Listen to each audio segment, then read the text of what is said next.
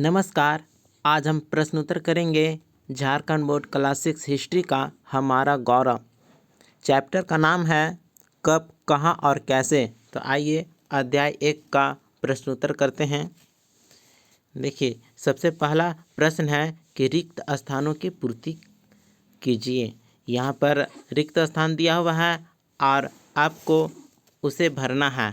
तो पहला का क प्रश्न है, बीते दिनों के मानवों की कहानी को क्या कहा जाता है? तो आंसर होगा इतिहास। इतिहास कहेंगे। ख प्रश्न है, भारत देश का एक अन्य नाम क्या है? तो हो गया आर्यावर्त। इसे इंडिया भी कहेंगे। INDIA,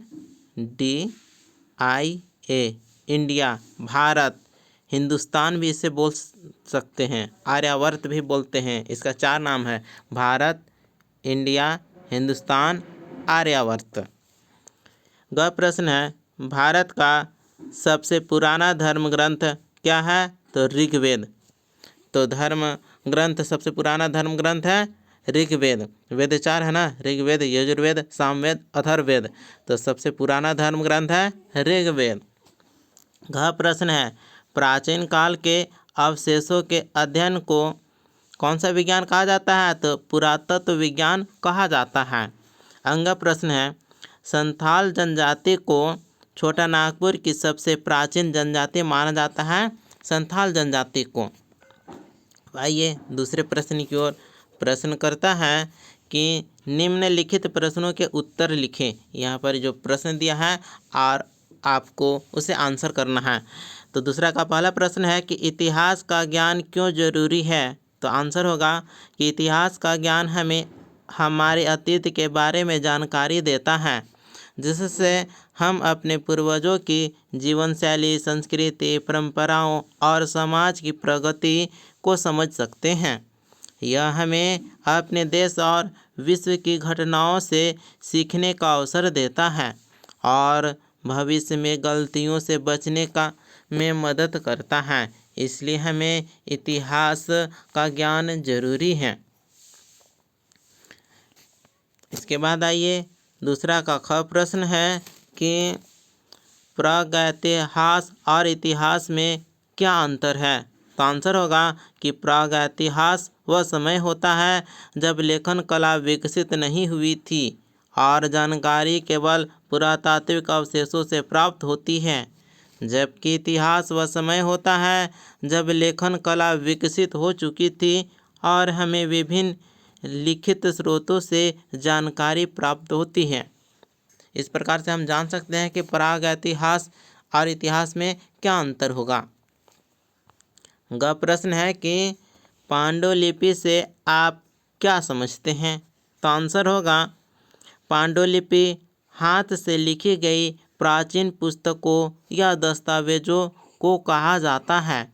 इन्हें आमतौर पर ताड़पत्र, भोजपत्र या कागज पर लिखा जाता था और ये इतिहास का महत्वपूर्ण स्रोत होती है।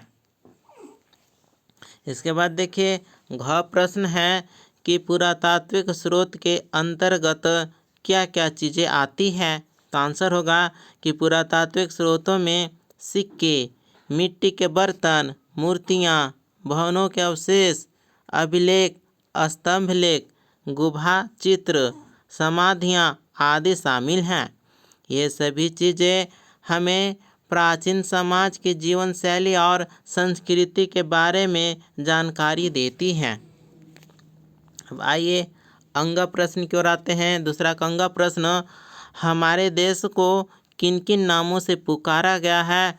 तो आंसर होगा कि हमारे देश को विभिन्न नामों से पुकारा गया है, जैसे भारत, आर्यावर्त, जम्बूद्वीप, हिंदुस्तान, इंडिया, भरतखंड आदि। इन सभी नामों से हमारे देश को पुकारा गया है।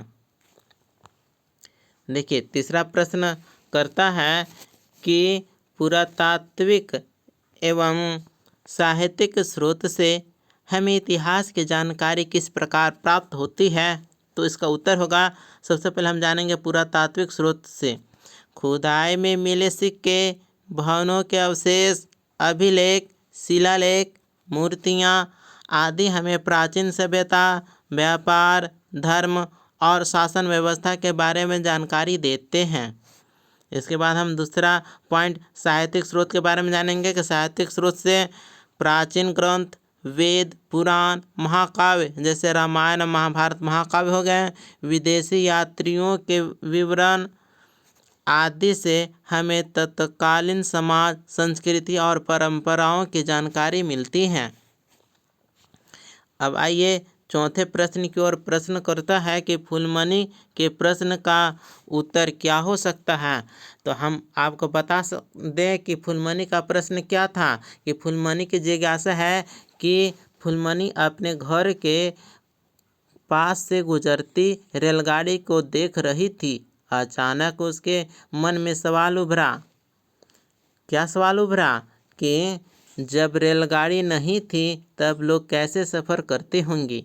वह सोचने लगी कि इतनी पुरानी बात को कोई कैसे जान सकता है। तो इस प्रश्न का उत्तर हम कैसे जान सकते हैं। तो उत्तर होगा कि जब रेलगाड़ी नहीं थी तब लोग बैलगाड़ी, घोड़ा गाड़ी, हाथी, नाव, पैदल यात्रा किया करते थे। राजाओं और धनवान लोगों के लिए पालकियाँ और रथों का भी उपयोग होता था। इतिहासकार इन जानकारियों को पुराने अभिलेखों, साहित्य, चित्रों और खुदाई में मिले अवशेषों से प्राप्त करते हैं। अब आइए इस प्रश्न का लास्ट क्वेश्चन है कि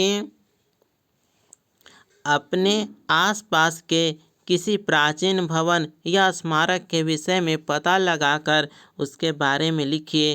तो आंसर होगा कि मेरे शहर में स्थित कुतुब मीनार एक प्रसिद्ध ऐतिहासिक स्मारक है।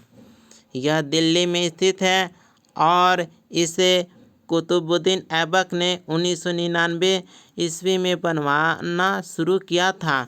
यह 73 मीटर ऊंची ईंटों की मीनार है और इसमें अरबी एवं नागरी लिपि में शिलालेख लिखे गए हैं।